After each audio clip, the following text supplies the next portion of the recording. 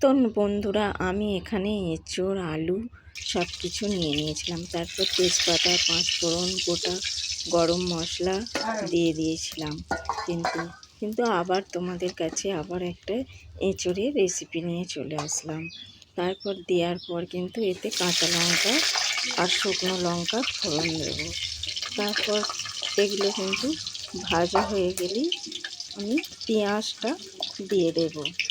পেঁয়াজটা দেওয়ার পর পেঁয়াজটা ভাজা হয়ে যেতে আমি দেখো রসুনটা দিয়ে দিলাম।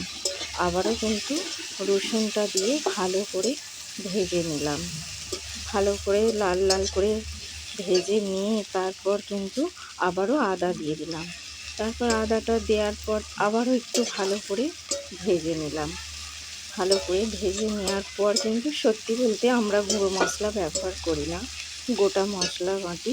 তারপর কিন্তু গোটা মশলাটা বাটা ছিল দিয়ে দিলাম।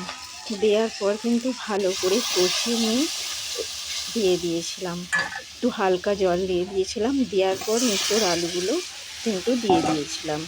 দিয়ে কিন্তু অনেকক্ষণ ধরে কষছিলাম।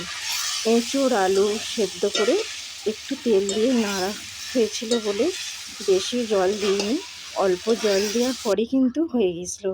কিছুক্ষণ পর নামিয়ে নিয়েছিল। আজকের মতো টাটা বন্ধুরা।